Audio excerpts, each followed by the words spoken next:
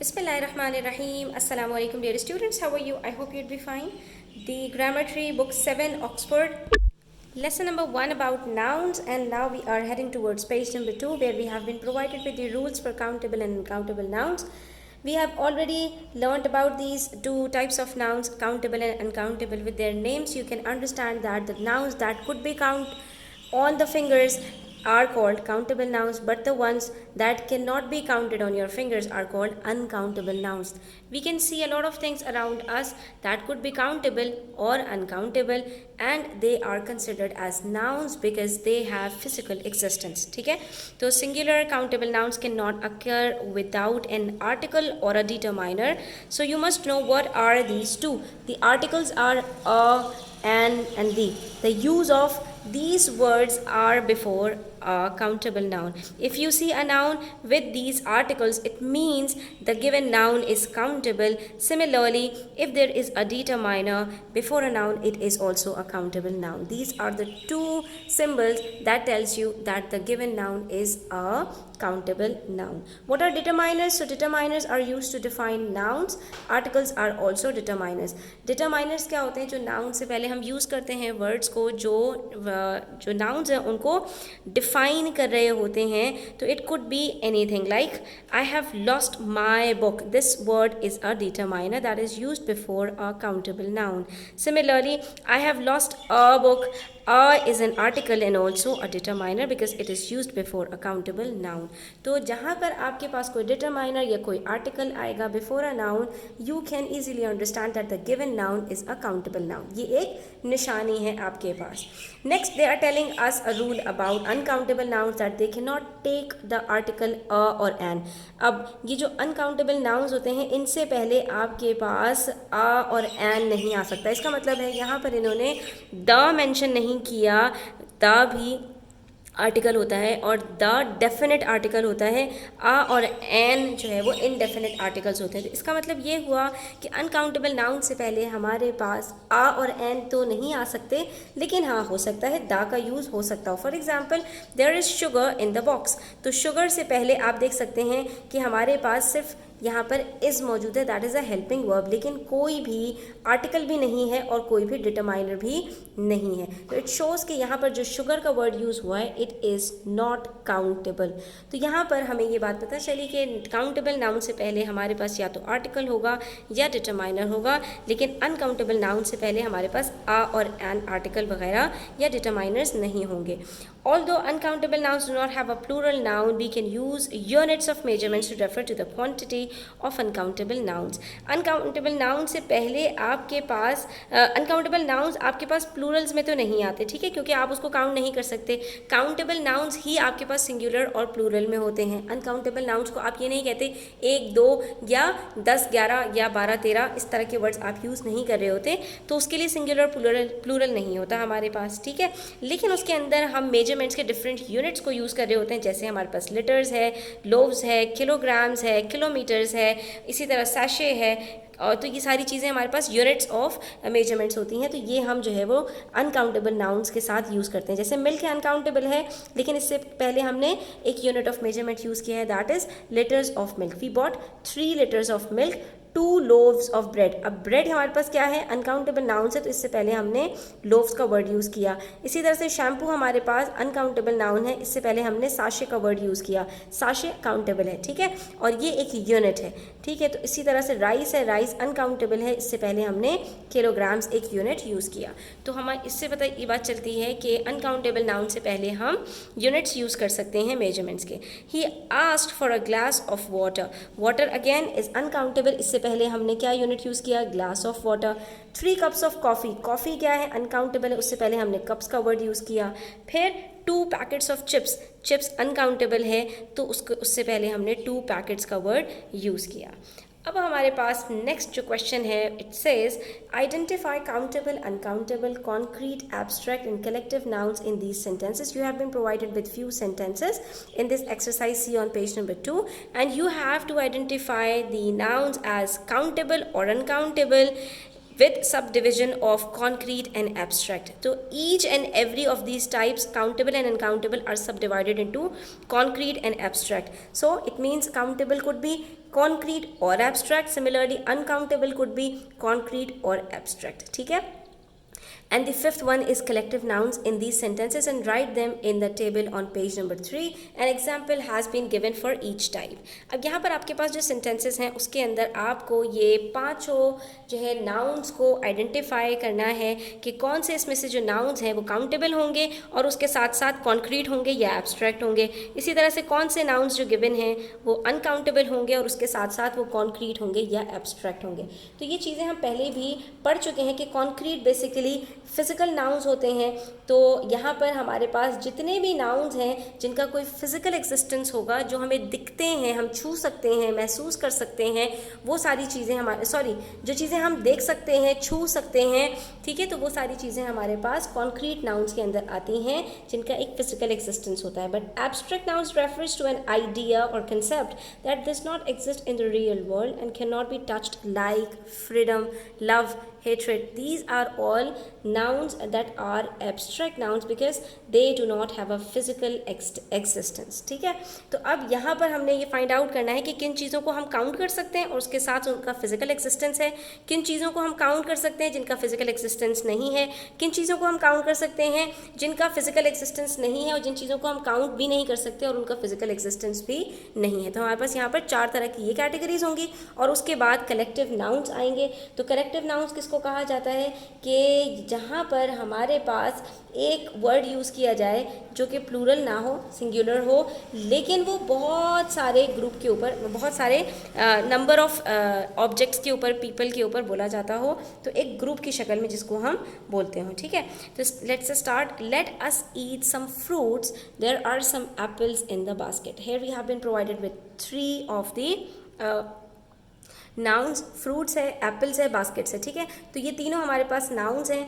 अब हमने देखना है इसमें से कौन से हमारे पास काउंटेबल हैं और कौन से अनकाउंटेबल हैं. तो सबसे पहले ये जो फ्रूट्स इन्होंने हमें अंडरलाइन करके दिया है, ये हमारे पास, हम अपने सामने देखते हैं कि 1 एप्पल है, 2 बनाना है, 4 मैंगोज़ हैं, तो हम इनको काउंट कर सकते हैं. These are countable nouns. ठीक है. और इसके साथ साथ इनका फिजिकल एक्सिस्टेंस है, हम देखते भी हैं इनको. फिर एक एग्जाम्पल दे दी एप्पल की, तो Apple itself is a fruit, तो ये भी हमारे पास काउंटेबल भी है और कॉन्क्रीट भी है. Then basket. अब बास्केट के बारे में अगर हम बात करें तो बास्केट हमें अपने सामने नज़र आती है और बास्केट ऐसी है कि जो हम काउंट भी कर सकते हैं. 1 बास्केट है, 2 बास्केट है, आप देख भी सकते हैं. एग्जाम्पल में आपके पास इन्होंने बास्केट बनाकर भी दे दी. तो ये हमारे पास अगेन काउंटेबल भी है और हमारे पास ये कॉन्क्रीट भी है. तो इससे हमें पता चला फ्रूट्स, एप्पल्स और बास्केट्स तीनों एक ही कैटेगरी में आते हैं. All the 3 are countable plus concrete. This type of orange again is a fruit. It is also concrete and countable, is known for its sweetness. Sweetness is not a concrete noun. ठीक है. इसको हम count नहीं कर सकते. Sorry, count करने की बात नहीं, इसका कोई फिजिकल एग्जिस्टेंस नहीं होता. स्वीटनेस यानी किसी चीज़ की मिठास, मिठास को आप महसूस कर सकते हैं, देख नहीं सकते और छू नहीं सकते. तो यहाँ पर ये जो आपके पास है ये एब्स्ट्रैक्ट नाउन के अंदर आएगा. और स्वीटनेस ये भी नहीं होता है कि 1 मिठास है, 2 मिठास है, 3 मिठास है, इसको काउंट भी नहीं कर सकते. तो ये किस में चला जाएगा, ये आपके पास अनकाउंटेबल एब्स्ट्रैक्ट नाउन में चला जाएगा. दिस चाइल्ड, चाइल्ड का प्लूरल होता है चिल्ड्रन, इसका मतलब है काउंटेबल है और देख भी सकते हैं, तो ये हमारे पास कॉन्क्रीट है. Wants to drink some water, water हम देख तो सकते हैं, ठीक है, लेकिन ये हमारे पास क्या है कि हम इसको काउंट नहीं कर सकते. तो ये हमारे पास अनकाउंटेबल में आएगा. हाँ, लेकिन ये कॉन्क्रीट में आएगा. ठीक है. उसके बाद from that jug, jug again is concrete and countable noun. Please accept this bouquet. Bouquet क्या है, बुके हमारे पास एक ग्रुप ऑफ फ्लावर्स के लिए यूज़ किया जाता है. तो इसके अंदर बहुत सारे फ्लावर्स होते हैं, तो ये हमारे पास कलेक्टिव नाउन में आ जाएगा. As a token of our gratitude. अब ये जो वर्ड आपके पास टोकन का यूज़ हुआ है, इट कुड बी काउंटेबल और अनकाउंटेबल. ठीक है. टोकन आपके पास यहाँ पर काउंटेबल भी हो सकता है और अनकाउंटेबल भी हो सकता है, लेकिन it is an individual symbol. So क्योंकि इसका फिजिकल एग्जिस्टेंस भी होता है, तो ये हमारे पास आ जाएगा कॉन्क्रीट काउंटेबल नाउन्स में. फिर ग्रैटिट्यूड कहते हैं शुक्रगुजारी को. ये भी एक तरह का इमोशन है. तो इमोशंस हमारे एब्स्ट्रैक्ट नाउन्स में आते हैं और ग्रैटिट्यूड 1 या 2, 4 नहीं होते, बल्कि ग्रैटिट्यूड होता है. तो ये हमारे पास आ जाएगा अनकाउंटेबल नाउन में. अ क्राउड, क्राउड हमारे पास आ जाता है कलेक्टिव नाउन के अंदर, because we know that collective nouns are normally not treated as plural even though they refer to a group of something, includes like group of anything. और ये हमारे पास जो है वो उसमें भी आ सकता है, कॉमन नाउन में भी, ठीक है। जैसे हम ग्रुप ऑफ समथिंग यूज़ करते हैं, जैसे हम क्राउड ऑफ समथिंग यूज़ करते हैं, तो ये ज़्यादातर हमारे पास कॉमन नाउन्स में यूज़ होता है। लेकिन कभी कभी ये हमारे पास प्रॉपर नाउन में भी यूज़ हो जाता है, लाइक गूगल, ठीक है। गूगल क्या है, एक प्रॉपर नाउन है, लेकिन एज अ कलेक्टिव नाउन भी यूज़ होता है, ठीक है। अच्छा, अब उसके बाद है हमारे पास a crowd has collected in this street. तो ये जो स्ट्रीट है हमारे पास, स्ट्रीट हमें पता है, ये स्ट्रीट नंबर 1, स्ट्रीट नंबर 2, ये 3 स्ट्रीट्स हैं, 4 स्ट्रीट्स हैं इस एरिया के अंदर, 5 स्ट्रीट्स हैं, काउंट कर सकते हैं हम इनको, और स्ट्रीट्स को हम देख भी सकते हैं। तो ये क्या है हमारे पास, काउंटेबल कॉन्क्रीट नाउन है। प्लस ये कि you can remember it that the types of places are always concrete, ठीक है। जो आपके पास जितनी भी जगहें होती हैं, जितनी भी तरह की जगह होंगी, जो प्लेसेस के नाम आएंगे आपके पास, वो हमेशा कॉन्क्रीट नाउन के अंदर आएंगे, ठीक है। Because abstract noun refers to an idea और concept that does not exist in the real world and can not be touched, ठीक है। तो यही फ़र्क होता है कॉन्क्रीट और एब्स्ट्रैक्ट के अंदर, कि एब्स्ट्रैक्ट को आप ना टच कर सकते हैं ना देख सकते हैं। ऑन द कॉन्ट्ररी, आप जो कॉन्क्रीट है उनको देख भी सकते हैं, छू भी सकते हैं, तो आपको प्लेसेस नज़र आती हैं, तो ये क्या है, कॉन्क्रीट है। The employees have made some promises to the workers. Employees को आप देख भी सकते हैं, काउंट भी कर सकते हैं, वर्कर्स को आप देख भी सकते हैं, काउंट भी कर सकते हैं, both are countable concrete nouns. But promises, promises को आप देख नहीं सकते, हाँ प्रोमिसेस को आप काउंट कर सकते हैं। तो ये आपके पास कहाँ पर आएगा, ये आपके पास आ जाएगा एब्स्ट्रैक्ट प्लस काउंटेबल नाउन्स के अंदर, ठीक है। अंडरलाइन भी किया हुआ इन्होंने। और ये 4th टाइप है आपके पास, जो काउंटेबल है लेकिन एब्स्ट्रैक्ट है। अच्छा जी, they are mixing sand and cement. Sand और सीमेंट को आप काउंट नहीं कर सकते, अनकाउंटेबल हैं, हाँ लेकिन देख सकते हैं दोनों चीज़ों को, तो ये आपके पास कॉन्क्रीट है। The sincerity of those students is beyond doubt. Sincerity और डाउट दोनों आइडियाज़ हैं, ठीक है। और ये दोनों क्या हैं, आपके पास एब्स्ट्रैक्ट नाउन्स हैं। अब किसी की सिंसियरिटी को तो आप काउंट भी नहीं कर सकते, तो ये आपके पास चला जाएगा अनकाउंटेबल में। हाँ, डाउट आपके पास 1, 2, 3, 4 होते हैं, तो वो आपके पास होगा काउंटेबल में। लेकिन यहाँ पर जो हमारे पास डाउट का वर्ड यूज़ हो रहा है, ये लैक ऑफ सर्टेनिटी की बात हो रही है, और it could be countable or uncountable, but when referring to a general feeling of uncertainty it's often uncountable।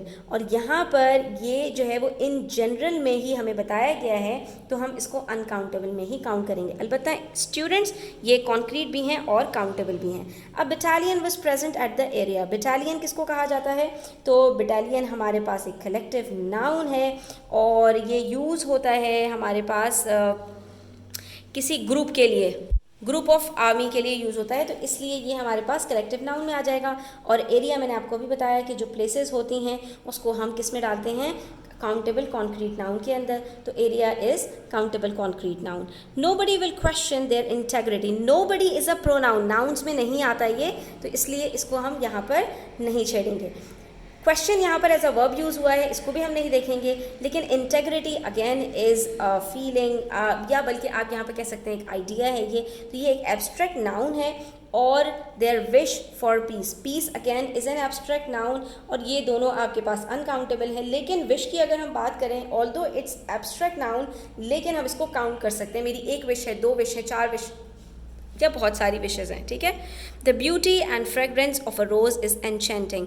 Beauty और फ्रेगरेंस, खूबसूरती और खुशबू, दोनों चीज़ें क्या हैं, जो है आप महसूस कर सकते हैं लेकिन देख नहीं सकते, तो इसलिए ये दोनों एब्स्ट्रैक्ट नाउन्स में आएंगी और अनकाउंटेबल भी हैं। अलबत्ता रोज़ इज़ अ फ्लावर, तो ये हमारे पास काउंटेबल कॉन्क्रीट नाउन है। The police, police is a word refer to a group of people, तो ये हमारे पास कलेक्टिव नाउन में आता है। Restricted the movement.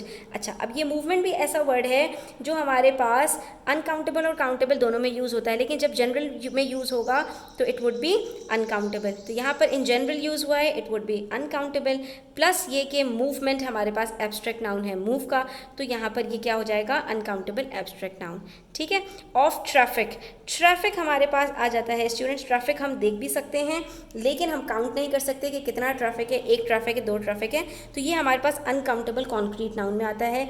Junction, junction is a place where 2 things meet, specially where 2 roads meet is a junction, ठीक है। तो जंक्शन हमारे पास जहाँ पर 2 रोड्स मिल रहे होते हैं उसको कहा जाता है। हम देख सकते हैं इसको, जंक्शन को, जंक्शन इज अ प्लेस, और लेकिन हम जंक्शंस को काउंट भी कर सकते हैं, तो ये काउंटेबल कॉन्क्रीट नाउन्स में आएगा।